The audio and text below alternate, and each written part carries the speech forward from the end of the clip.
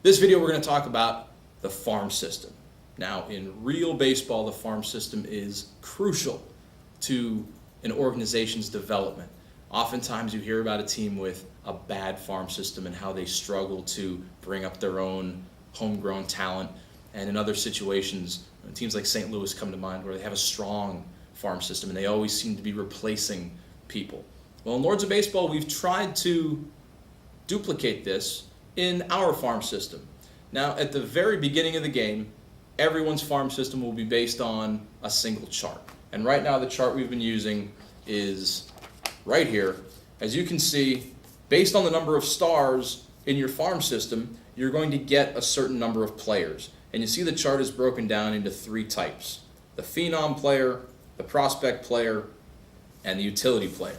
Now, the phenom player is the player ready to come up to the majors right away. Think about a guy like Bryce Harper when he was in single A or double A. He didn't last there very long. He moved up pretty quickly. Okay, then you have your prospect player. Your prospect player might be able to make the majors this year, but he's got some work to do. And the farm system always seems to have those career minor leaguers. I call them the quad A players. They're good enough to play in triple A, maybe a little better, but they're not really major league caliber. We call them utility players. They round out the roster. And if you've noticed, on our major league roster, we always have 25. In our farm system, we're going to have 15. The reason for that is the 40-man roster that Major League Baseball carries. So you have your 25 major leaguers, 15 minor leaguers. That gives you your 40-man roster. Now, the importance of having a strong farm system goes beyond the initial setup. As we continue to play year after year, you're going to see free agency hit, you're going to have people retire, and you're going to need to replace them. How are you going to replace these players? Using your farm system.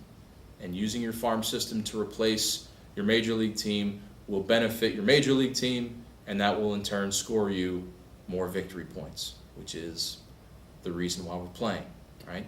So having a lot of phenoms on your roster is important because they're the people who come up to the major leagues. Now, how do we track those? How do we know how many we have? Just the same way we use the major league grid. The row right below major league team, you'll see is labeled farm system roster.